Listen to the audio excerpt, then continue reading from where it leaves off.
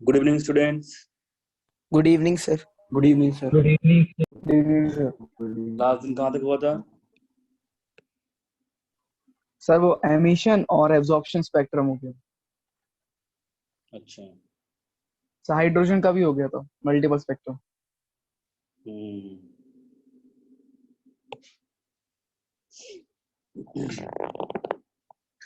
देखो अभी hydrogen spectrum ही continue होगा। अच्छा, एनर्जी का ये होता है फॉर्मूला -13.6। उसके बाद बताओ क्या होता है? -13.6 उसके बाद इलेक्ट्रॉन वोल्ट पर एटम। इलेक्ट्रॉन वोल्ट पर atom.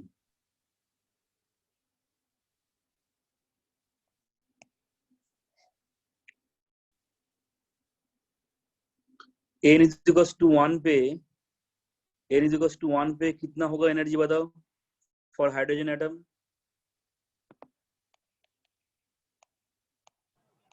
-13.6 electron volt. -13.6 electron volt. Yes sir. n is equals to 2 पे कितना होगा एनर्जी? सर 3.4 -3.4 इलेक्ट्रॉन वोल्ट पर एटम।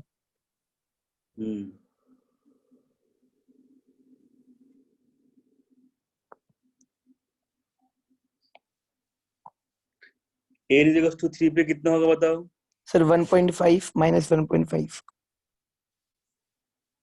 -1.5।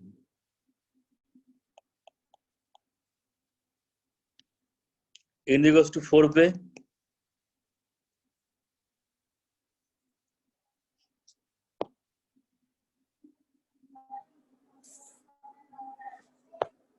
बताओ।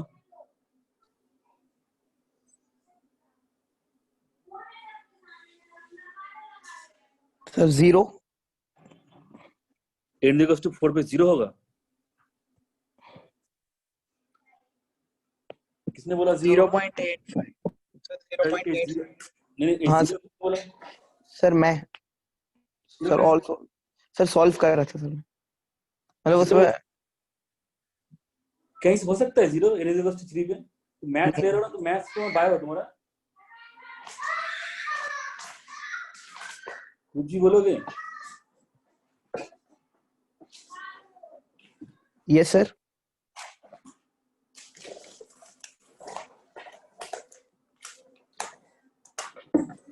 तो n is equals to 4 पे होगा माइनस कितना? सर -0.85।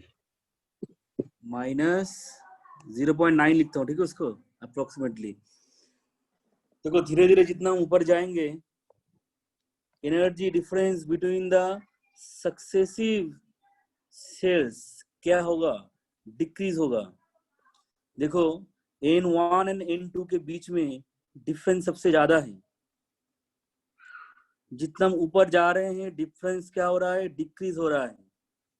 ठीक है, जितना हम ऊपर जा रहे हैं उतना डिफरेंस डिक्रीज हो रहा है। एज n becomes larger,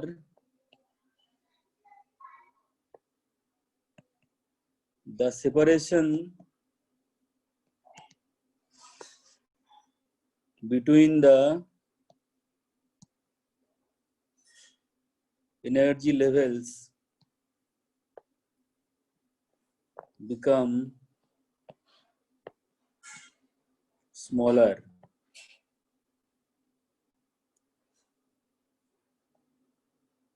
ठीक है, एक टाइम ऐसा आएगा जब n का वैल्यू बहुत ज्यादा हो जाएगा, देन एनर्जी लेवल एक दूसरे के साथ मर्ज कर जाएगा।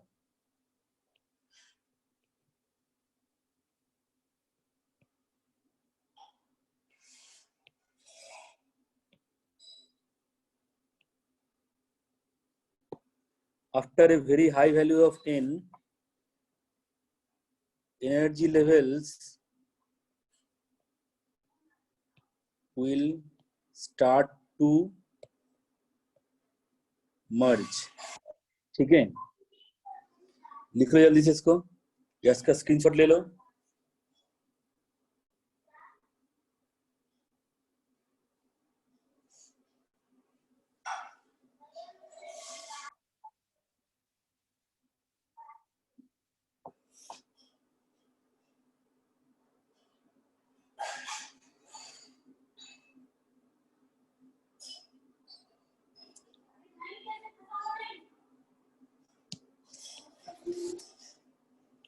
देखो लास्ट दिन हमने स्पेक्ट्रल लाइन देखा था। मैंने क्या बोला था, स्पेक्ट्रम अलग अलग एटम के लिए स्पेक्ट्रम अलग अलग होता है। ठीक है, स्पेक्ट्रम के अंदर बहुत सारे वेवलेंथ हो सकता है।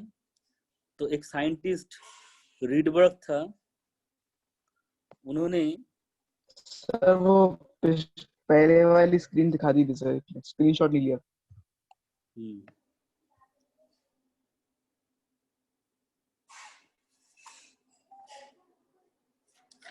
Yes sir.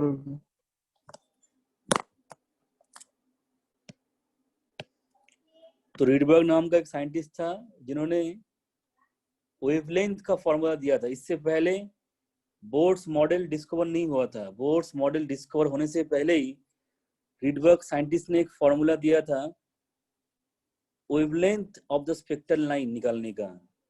तो ये फॉर्मूला ऐसा होता है 1/λ, रीडबर्ग्स फॉर्मूला बोलते हैं 1/λ equals to r 1/n1 square 1/n2 square. ठीक है, r का मीनिंग है यहाँ पे रीडबर्ग कांस्टेंट।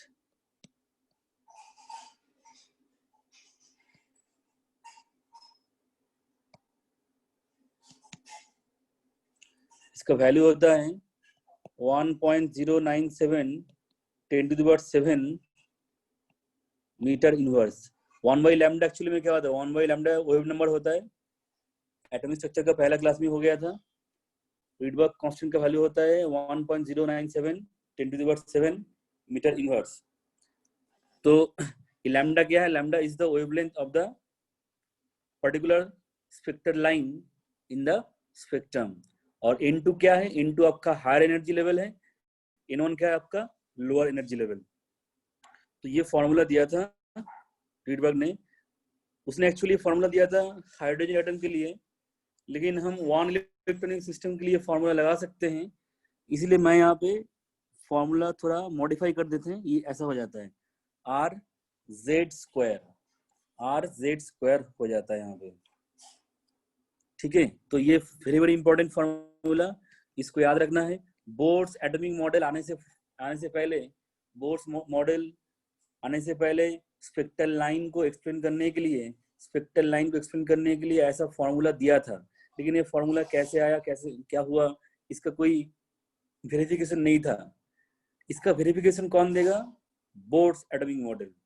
बोर्ड्स एटॉमिक मॉडल से अभी समझते हैं इस चीज को।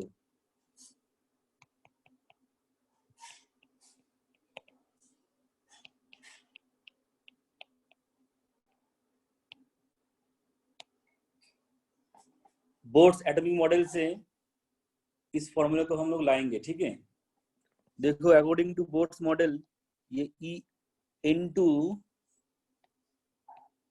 माइनस En1, ठीक है, जब N2 से N1 में आएगा तब जो फोटोन रिलीज होगा उसका एनर्जी होगा En2 माइनस En1।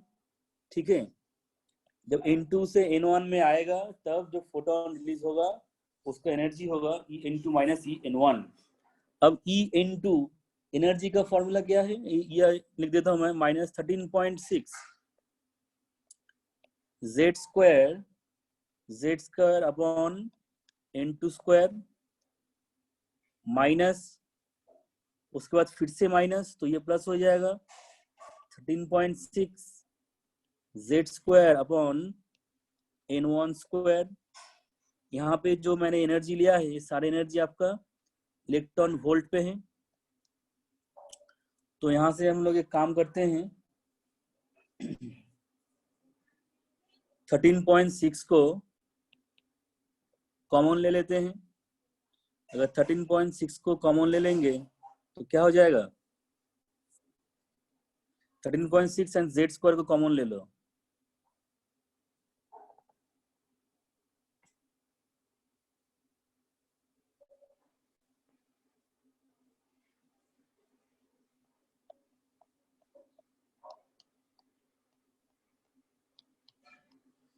ऐसा हो जाएगा, ठीक है।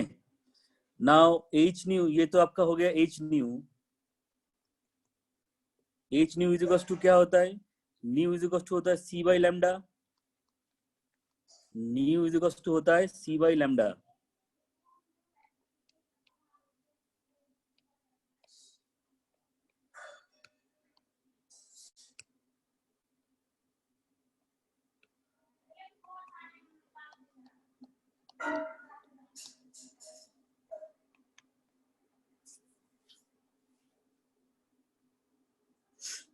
तो 1 by lambda is equal to हो जाएगा 13.6 upon hc into z square 1 by n1 square 1 by n2 square. अब ये जो मैंने डिराइव किया है इसके साथ थोड़ा इसको कंपेयर करके देखो। अगर कंपेयर करके देखोगे तो r इज इक्वल टू हो जाएगा 13.6 upon hc। r is equal to हो जाएगा 13.6 अपॉन hc।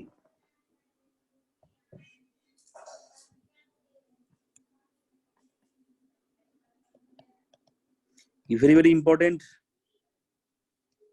रिलेशन है। मतलब 13.6 इज इक्वल टू RH/C।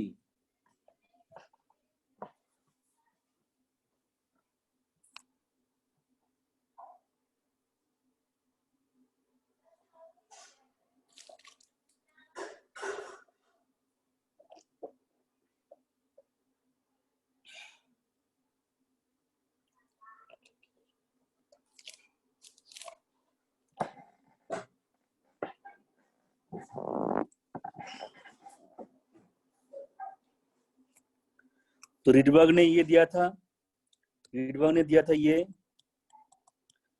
इसको बोर ने ऐसे, या बोर्स मॉडल से ये ऐसे एक्सप्लेन हो रहा था, ठीक है। इसका ले लो तुम लोग स्क्रीनशॉट।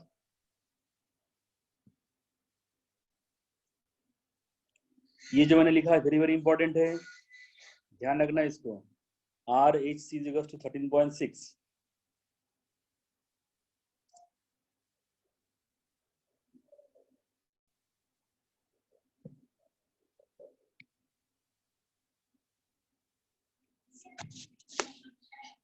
तो रीडबर्ग फॉर्मूला हम लोगों को याद रखना है। अब देखो मैंने बोला था स्पेक्ट्रम के अंदर बहुत सारे स्पेक्ट्रल लाइन हो सकता है, बहुत सारे टाइप का ट्रांजिशन हो सकता है। तो स्पेक्ट्रम को बहुत, हाइड्रोजन स्पेक्ट्रम को बहुत सारे साइंटिस्ट ने एनालाइज किया था, ठीक है। हाइड्रोजन स्पेक्ट्रम को बहुत सारे साइंटिस्ट ने एनालाइज किया था। देखो एक स्पेक्ट्रम मतलब 2-3 लाइन नहीं, उसके अंदर बहुत सारे, मतलब 1 लाख 2 लाख लाइन्स है उसके अंदर। तो उन लाइन्स को एनालाइज करना उतना आसान बात नहीं है। उस जमाने पे इतने लाइन्स को एनालाइज करना आसान बात नहीं था। अलग अलग साइंटिस्ट ने एनालाइज किया था, ठीक है। इसलिए अभी हम लोग पढ़ेंगे different series of hydrogen spectrum.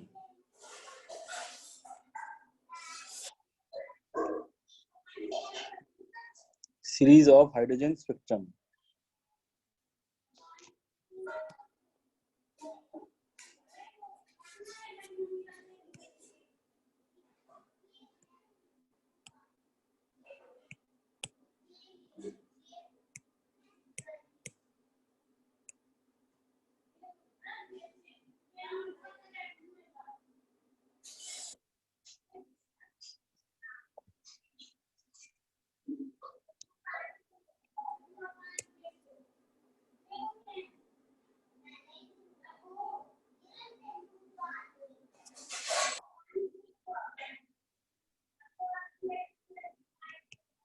Sir Rydberg constant की यूनिट मीटर इनवर्स होती है।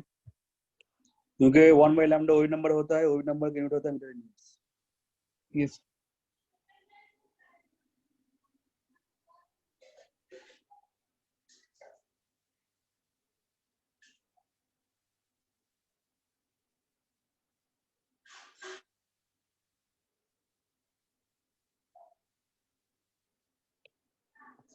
मैं जैसे डायग्राम को बनाऊंगा ऐसे ही बनाओगे। अगर नोट्स से मुझे उल्टा सीधा भेजोगे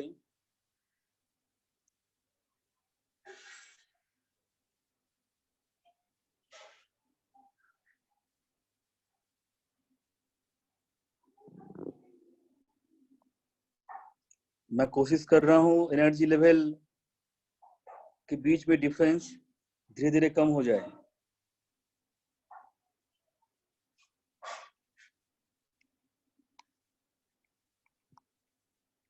देखो इसके ऊपर भी और बहुत सारे ऑर्बिट्स होंगे जिनको मैंने बनाया नहीं है, ठीक है। अब देखो ऐसे वाले स्पेक्ट्रम को जिसमें आपका लोअर, देखो स्पेक्ट्रम में क्या होगा, N2 से N1 में आएगा। मान लो एमिशन स्पेक्ट्रम हो रहा है N2 से N1, ठीक है। ये एक पर्टिकुलर टाइप का ट्रांजिशन है जिसमें देखो सारे इलेक्ट्रॉन ग्राउंड स्टेट में आएगा, मतलब N1 का वैल्यू होगा 1।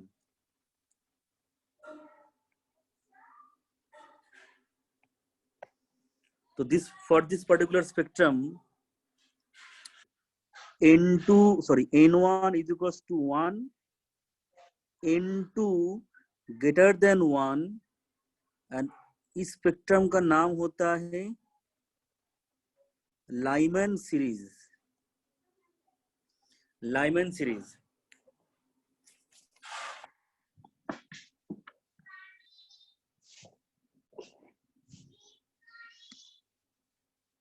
नेक्स्ट स्पेक्ट्रम देखो जिसमें सारे electron n is equal to 2 पे आएगा।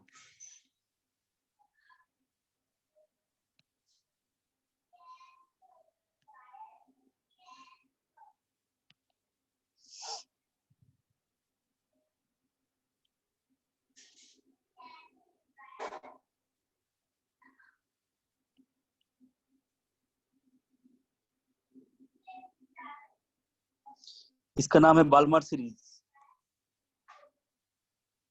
नेक्स्ट सारे electron n is equal to 3 पे आएगा।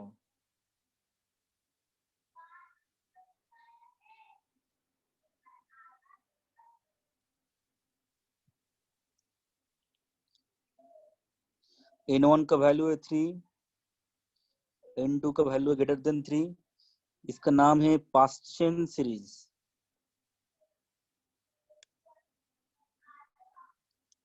इसके बाद आएगा n इज इक्वल टू 4 पे। देखो इसके ऊपर भी और भी बहुत सारे शेल है, मैंने उनको बनाए नहीं है, ठीक है।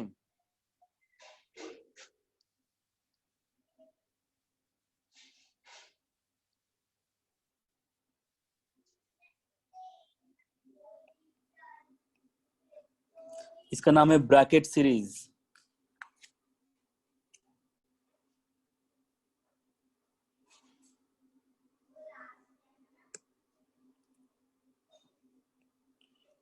और इसमें N1 का वैल्यू है 5, N2 का वैल्यू ग्रेटर देन 5। इसका नाम है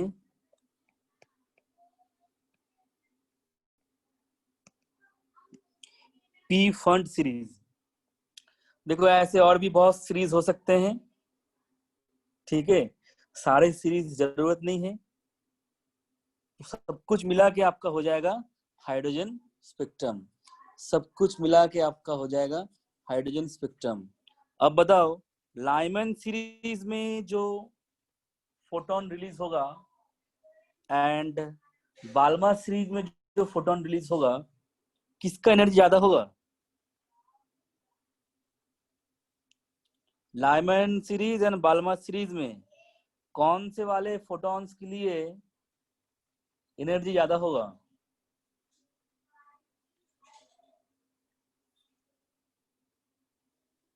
लाइमन। बाकी लोगों का क्या आंसर है?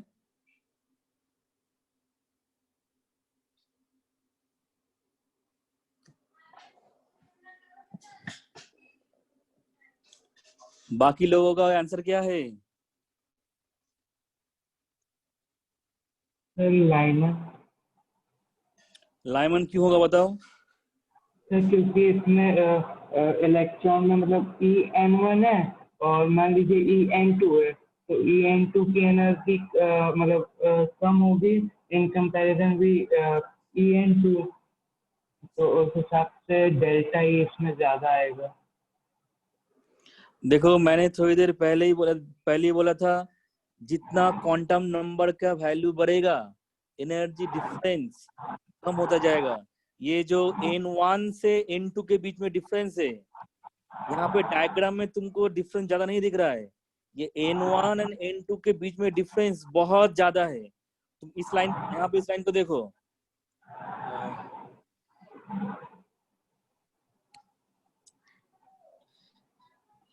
इस पर्टिकुलर लाइन को देखो और इस पर्टिकुलर लाइन को देखो, तुम्हें किसका एनर्जी ज्यादा लगेगा? डायग्राम देख के किसका एनर्जी ज्यादा लग रहा है? बाल्मर वाले का। बाल्मर वाले का ज्यादा लग रहा है, लेकिन इन रियलिटी ज्यादा है इसका। ये तो डायग्राम मैंने ऐसे बनाया है, ये तो मेरा मजबूरी है डायग्राम को, और मैं किसी और तरीके से बना नहीं पाऊंगा। अगर मैं एक्चुअली में डायग्राम बनाने जाऊंगा तो इस पूरे व्हाइट बोर्ड पे N1 एंड N2 आ पाएगा। N1 एंड N2 के बीच में जितना डिफरेंस है उतना डिफरेंस इसमें नहीं है। ये N1 N2 के बीच में बहुत ही ज्यादा डिफरेंस है। यहाँ पे डायग्राम में लग रहा है N1 N2 का डिफरेंस कम है, लेकिन ऐसा नहीं है। इन रियलिटी इन दोनों के बीच में डिफरेंस बहुत ज्यादा है। ठीक है, तो देखो लाइमन सीरीज में सारे लाइन N1 पे आ रहा है, तो लाइमन सीरीज में सारे फोटॉन्स का एनर्जी या सारे स्पेक्ट्रल लाइंस का एनर्जी बाल्मर सीरीज से ज्यादा होगा। अच्छा राज बताओ, यूवी एंड विजिबल में किसका ज्यादा एनर्जी होता है? Yes sir. UV and visible में किसका ज्यादा होता है energy? Sir UV. IR and visible में किसका ज्यादा होता है एनर्जी? विजिबल। तो लाइमन सीरीज आपका होगा यूवी रीजन में, मतलब जो जो लाइट निकलेगा, जो फोटोन निकलेगा वो यूवी रीजन में आएगा। बाल्मर सीरीज में जो लाइंस निकलेगा वो आपका आएगा visible region. Very very important, visible region में कोई स्पेक्ट्रल लाइन है मतलब वो बाल्मर सीरीज का है। उसके बाद ये सारे आईआर। ठीक है, इसको अच्छे से नोट कर लो।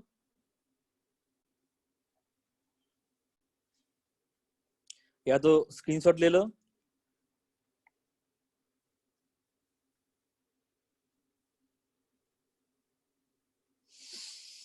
हम्म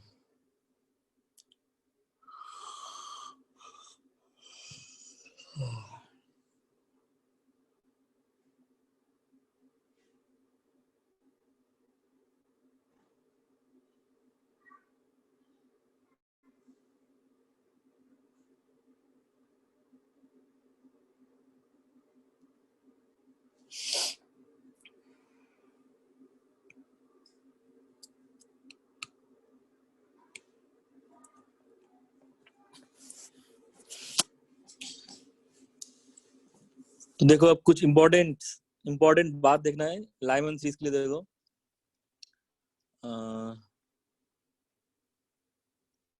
Lyman series, it is the first series of spectral lines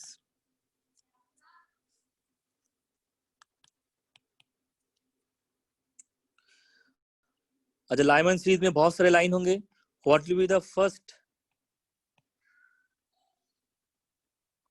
line of Lyman series? First line किसको बोलेंगे?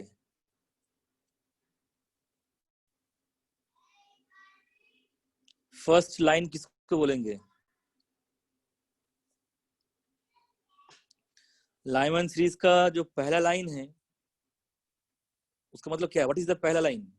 What is the first line? बताओ, कोई बताओ, जल्दी बताओ, गेस करो। सर जो सबसे ज्यादा लेवल्स कर रही हो। ऑर्बिट में सर इंफिनिटी एनर्जी लेवल से first.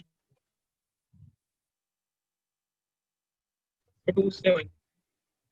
This is the first line of Lyman series. Second line of Lyman series मतलब N2 3 से N1 1। Third line of Lyman series मतलब N2 4 से N1 1। ठीक है। और जो लिमिटिंग लाइन या मार्जिनल लाइन, लिमिटिंग लाइन या marginal line of Lyman series, इसमें होगा N2 is equal to infinity, N1 is equal to 1। तो लिमिटिंग लाइन के लिए हम रीडबर्ग फॉर्मूला लगाते हैं। देखो 1 by lambda is equal to R, यहाँ पे हाइड्रोजन एटम है तो Z का वैल्यू 1 है, N1 का वैल्यू 1 स्क्वायर, और ये 1 बाई इंफिनिटी स्क्वायर। तो क्या हो जाएगा? तो लैम्डा इज इक्वल टू हो जाएगा 1 by R। So this is the wavelength of limiting line. This is the wavelength of limiting line. इसका ले लो स्क्रीनशॉट जल्दी से।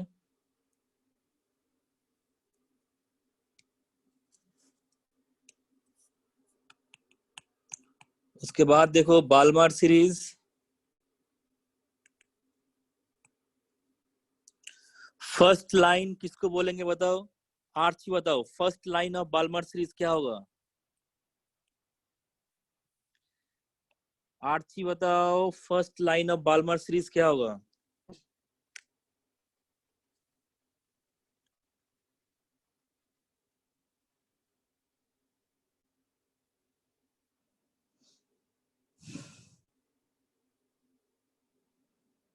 बताओ आर्ची।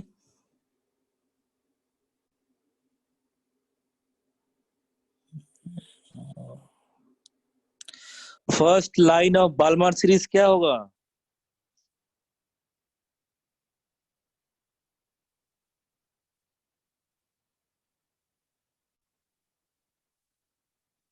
हाँ या ना कुछ तो बोल दो, मैं किसी और से क्वेश्चन पूछ लूंगा।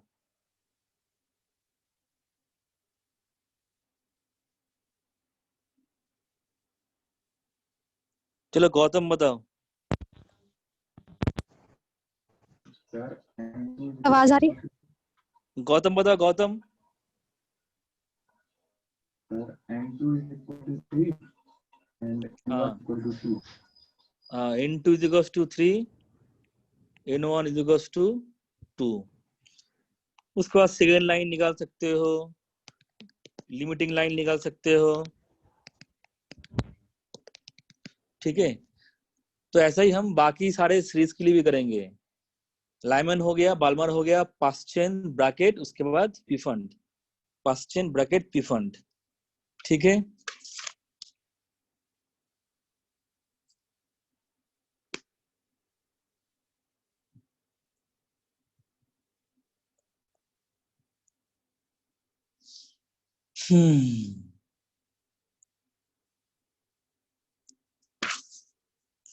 अच्छा, बोर्ड्स एटॉमिक मॉडल हो चुका है। अब मैं क्या करूंगा, बोर्ड्स एटॉमिक मॉडल का ड्रॉबैक बता रहा हूं, उसके बाद न्यूमेरिकल्स करेंगे।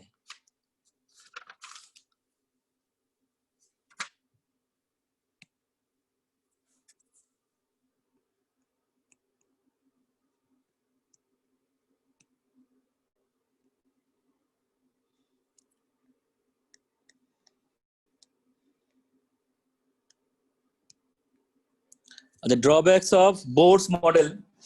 मैं इसका तुम लोगों को एक इमेज खींच के व्हाट्सएप में भेज रहा हूँ, इसको नोट करो। क्वांटम मैकेनिकल मॉडल जब पढ़ेंगे उसके साथ साथ ये ड्रॉबैक्स आपका कवर हो जाएगा।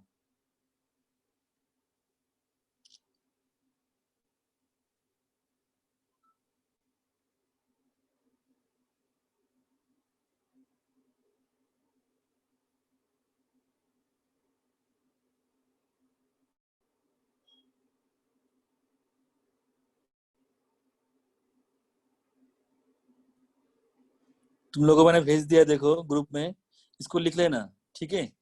क्वांटम मैकेनिकल पढ़ते पढ़ते हम लोगों को ये समझ में आ जाएगा।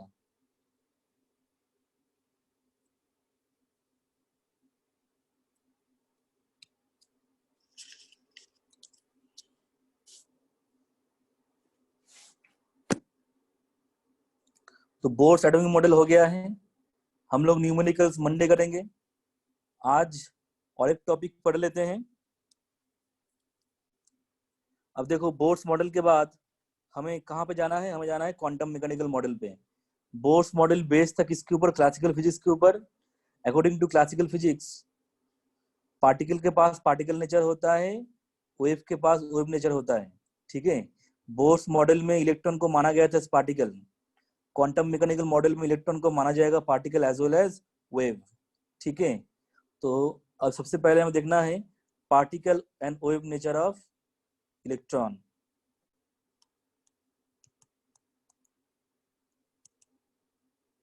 particle and wave nature of electron।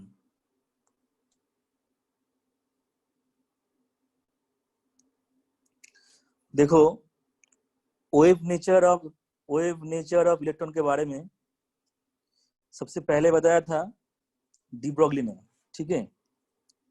Scientist de Broglie proposed that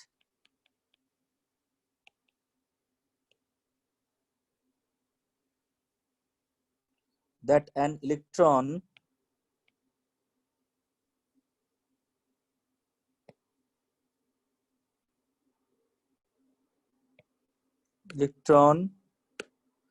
can behave as particle as well as wave, ठीक है।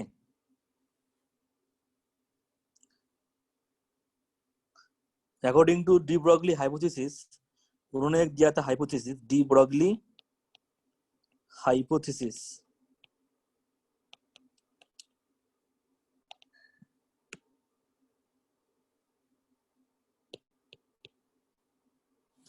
According to this hypothesis,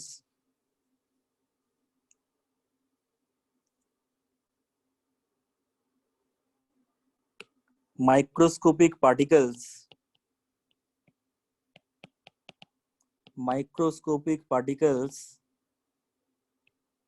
like electron, proton, and even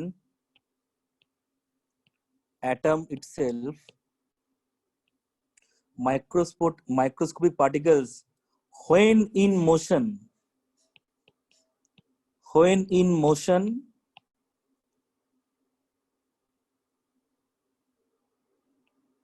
show wave like properties। जब कोई microscopic particles motion में होता है तब वो wave like properties दिखाता है। जब कोई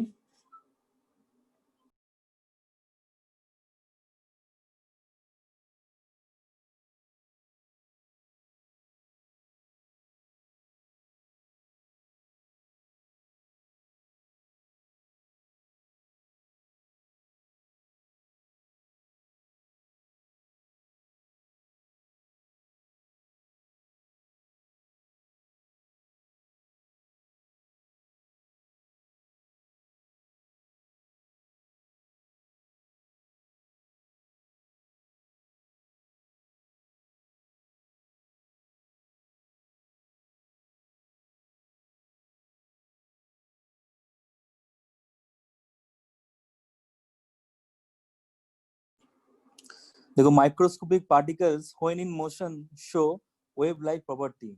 अगर कोई माइक्रोस्कोपिक पार्टिकल्स मोशन में है then it can show wave like properties. ठीक है, तो यही होता है आपका डी ब्रॉगली हाइपोथेसिस। तो according to de Broglie hypothesis particle के पास वेव नेचर है तो वेव लेंथ भी होगा, वेव नेचर है तो वेव लेंथ भी होगा। तो ये कैसे आया था देखो, E is equals to H nu है, एच सी बाई लैम्डा। ठीक है, अब देखो आइंस्टाइन ने इक्वेशन दिया था E is equals to M C square.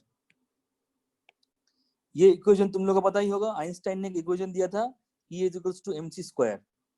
According to this equation इसमें क्या बताया जाता है, मास डिस्ट्रॉय होके इतना एनर्जी देता है। ठीक है, मास डिस्ट्रॉय होके इतना एनर्जी देता है। अब हम लोग क्या करेंगे, इसको और इसको इक्वेट करेंगे। तो देखो H C by lambda is equals to M C square, lambda is equals to हो जाएगा एच बाई एम सी। यहाँ पे एम सी क्या है, मोमेंटम सोच सकते हो, एम मतलब मास, सी मतलब वेलोसिटी। तो इसी को देख के डी ब्रॉगली ने एक फॉर्मूला दिया था, lambda is equals to H by M भी।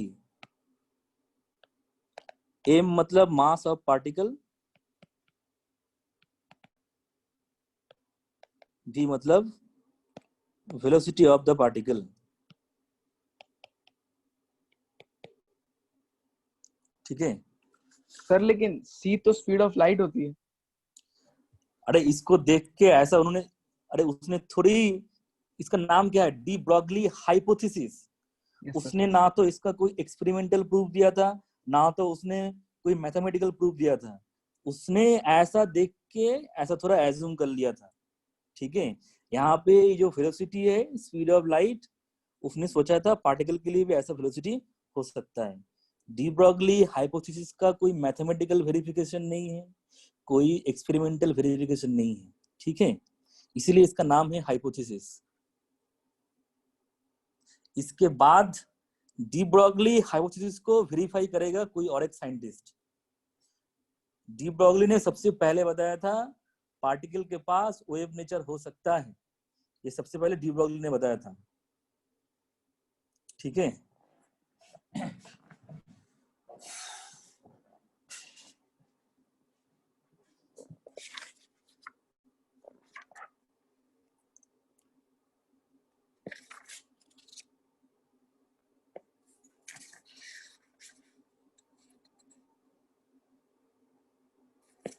एक मिनट तुम लोग इसको नोट करो।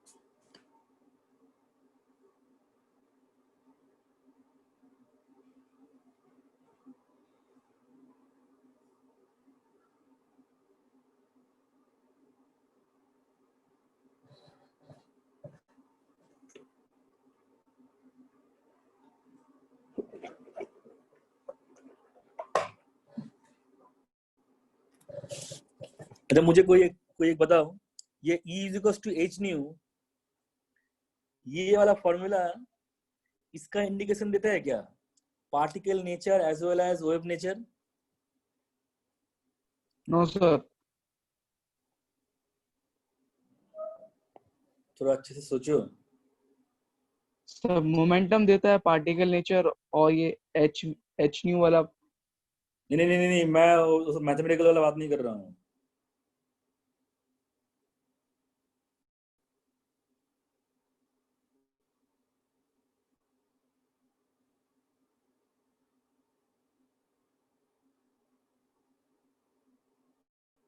कोई मुझे थोड़ा अच्छे से सोच के बताओ, E is equal to H new,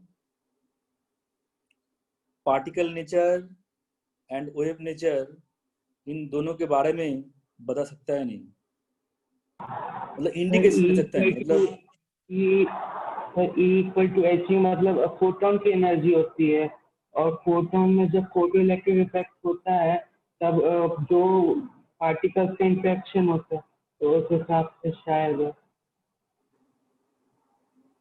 अच्छा ठीक है, बाकी लोग भी बताओ, एक बार ट्राई करो बताने का।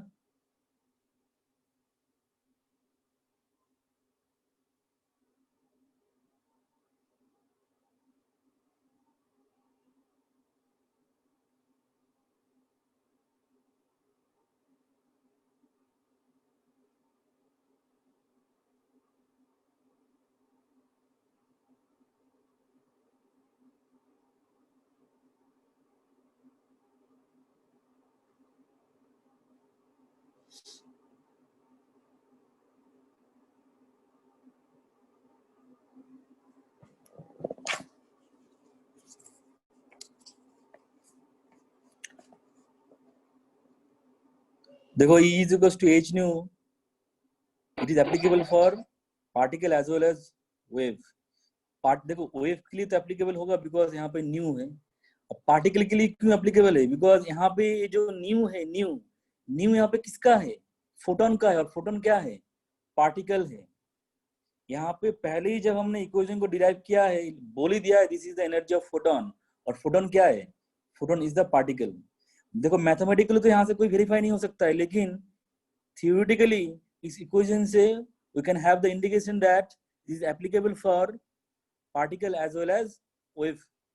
ठीक है, ये जो E is equal to H nu है, ये किसके लिए हो रहा है, ये फोटोन के लिए हो रहा है। फोटोन क्या है, पार्टिकल है, तो पहले से ही पार्टिकल के ऊपर एक फार्मूला लग रहा है, तो पार्टिकल तो आएगा इस फार्मूला के अंदर, और न्यू है मतलब वेवलेंथ है, तो वेव भी होगा।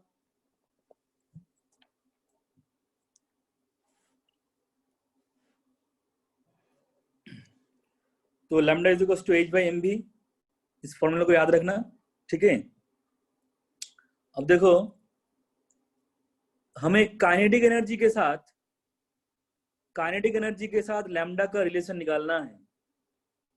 तुम लोग निकाल के बताओ मुझे, लैम्डा के साथ काइनेटिक एनर्जी का रिलेशन निकालना है। इसी फॉर्मूला को यूज करके तुम रिलेशन निकालना है लैम्डा एंड काइनेटिक एनर्जी। थोड़ा 5 मिनट टाइम लो और मुझे बताओ।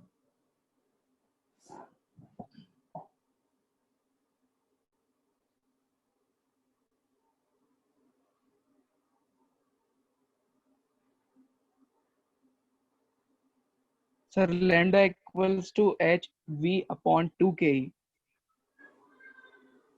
Lambda equals to h H V upon 2 kinetic energy. नहीं,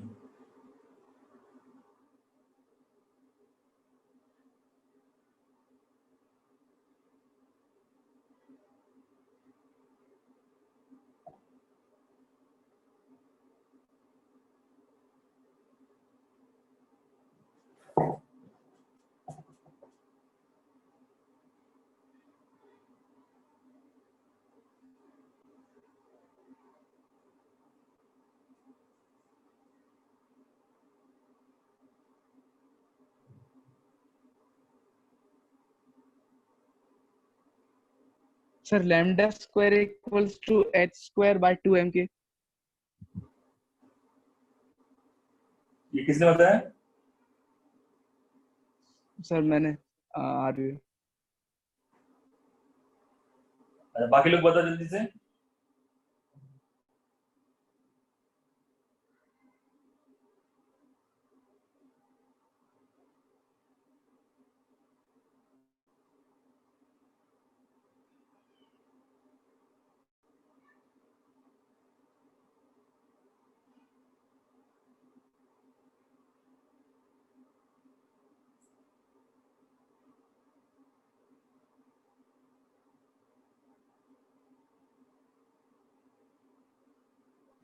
So lambda is equal to h upon under root of 2 into mass into kinetic energy. हाँ, तुम्हारा रोहन का दोनों का सेम ही है। हाँ, यही होगा आंसर। ठीक है,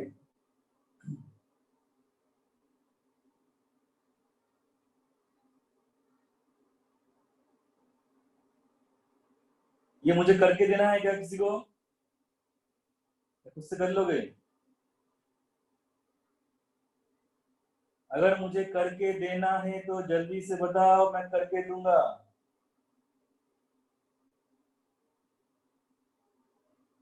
ये सर एक बार बता दीजिए।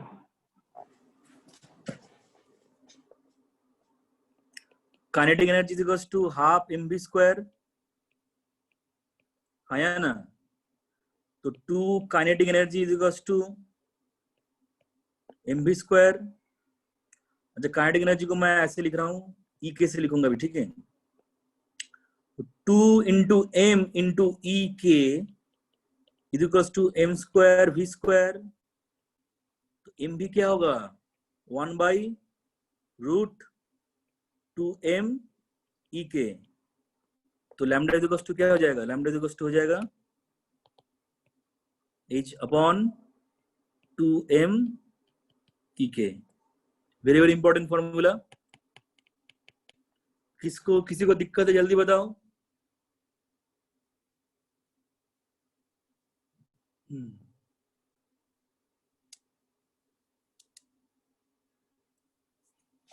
अब देखो, एक चार्ज पार्टिकल है, चार्ज पार्टिकल आपका पोटेंशियल डिफरेंस v के अंदर फ्लो हो रहा है, ठीक है? q चार्ज पार्टिकल है, पोटेंशियल डिफरेंस v के अंदर इसको हम कर रहे हैं एक्सीलरेट, ठीक है? या ऐसे भी कह सकते हो, पोटेंशियल डिफरेंस v के अंदर चार्ज पार्टिकल मूव कर रहा है। Then we can write energy is equals to q into V. Charge into voltage मतलब क्या एनर्जी होता है, मतलब half mv square is equals to q into V, ठीक है? अब लैम्डा इज इक्वल्स टू क्या था? h बाई 2m ई के। नाउ दिस इज ई के मतलब यहाँ पे क्या हो जाएगा? Q V, 2m Q V. यहाँ पे v मतलब पोटेंशियल डिफरेंस।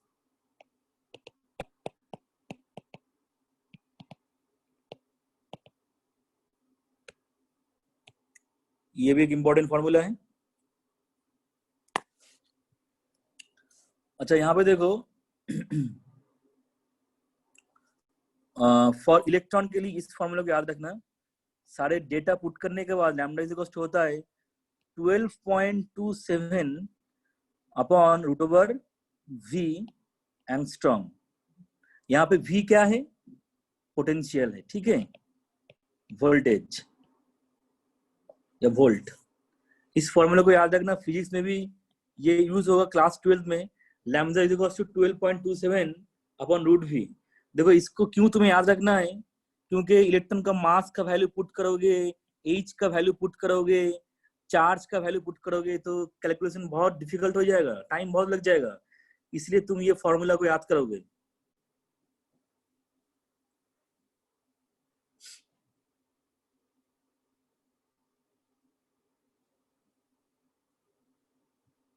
सर इलेक्ट्रॉन का वेवलेंथ 3.2 एंगस्ट्रॉम होता है। इलेक्ट्रॉन का वेवलेंथ 3.2 एंगस्ट्रॉम होता है। ये कहाँ से पता लगा तुमको?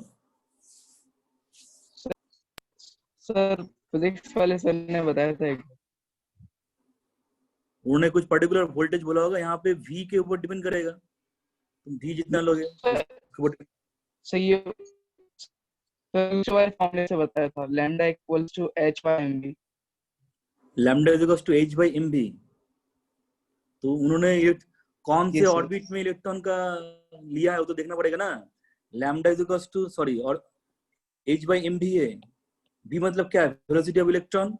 अब कॉमन सेंस की बात है ना, हर एक ऑर्बिट पे इलेक्ट्रॉन का वोल्टेज क्या होगा, सॉरी इलेक्ट्रॉन का वेलोसिटी क्या होगा, अलग अलग होगा ना। तुमने फॉर्मूला पढ़ा है ना, वेलोसिटी ऑफ इलेक्ट्रॉन का फॉर्मूला पढ़ा है नहीं पढ़ा है? Yes sir. तो अलग अलग ऑर्बिट पे वेलोसिटी क्या होगा, अलग अलग होगा। सर ने तुमको बताया होगा एक पर्टिकुलर ऑर्बिट के लिए क्या हो सकता है, ठीक है? वेलोसिटी ऑफ इलेक्ट्रॉन अलग अलग ऑर्बिट में अलग अलग होता है। ये तो हमने फॉर्मूला पढ़ ही लिया है, 2.188 × 10⁶ Z/n मीटर पर सेकेंड, ठीक है? अलग अलग ऑर्बिट के लिए अलग हो सकता है, एटम चेंज कर दो तो अलग हो सकता है। भास्कर सर ने तुमको किसी पर्टिकुलर ऑर्बिट के लिए बोला होगा। तो दिस इज द फॉर्मूला। यहाँ पे भी क्या है, वोल्टेज है। तो यहाँ पे भी तुम देख सकते हो, अगर वोल्टेज चेंज करेंगे तो लैम्डा चेंज होगा।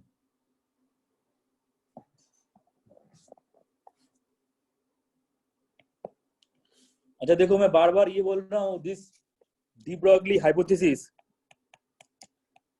applicable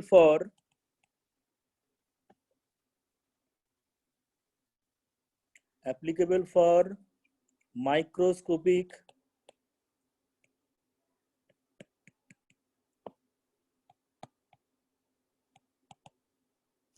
particle. मैक्रोस्कोपिक के लिए एप्लीकेबल क्यों नहीं होता है बताओ?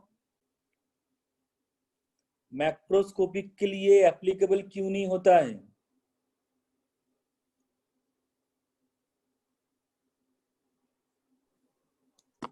सर उनकी सर वेवलेंथ बहुत कम आएगी।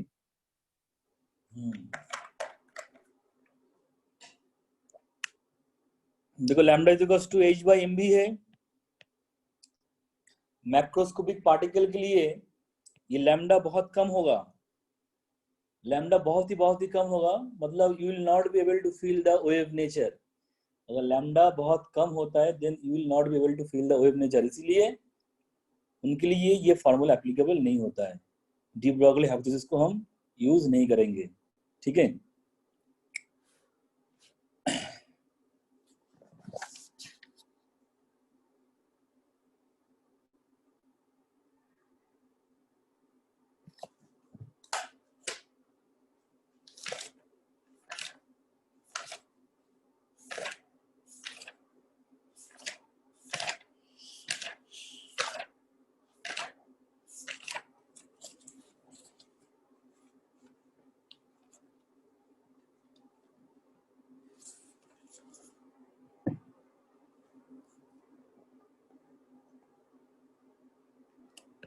अच्छा यहाँ पे इसको नोट करना, wave associated with matter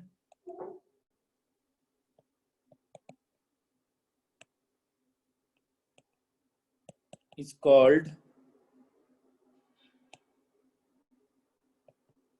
matter wave. Wave associated with matter is called matter wave. तो इलेक्ट्रॉन का जो वेव है उसको हम बोलेंगे मैटर वेव, ठीक है।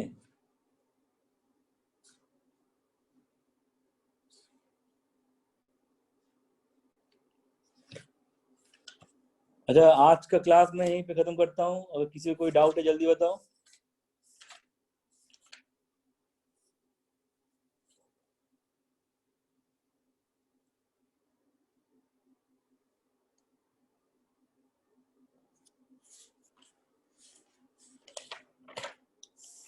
क्लास को मैं यहीं पे खत्म कर रहा हूँ, अगर किसी को डाउट है जल्दी बताओ। सर कल जो आपने एग्जाम लिया था उसमें सर एग्जाम बता बता बता बता। सर उसमें डीपीपी फोर्थ क्वेश्चन में डाउट है, तो आप समझा दोगे अभी? अच्छा मुझे वो चेक करने तो, मैंने चेक नहीं, जिस दिन तुम लोग कॉपी मतलब मंडे तुम लोग को देंगे, ठीक है, तो मंडे बता देंगे। Yes sir. मैं उसको Okay, चेक sir. करता हूँ, कल चेक करके कल मंडे तुम लोग को देता हूँ, ठीक है। डी ब्लॉक की सर वो वाली फर्स्ट वाली स्लाइड की स्क्रीनशॉट लेना है।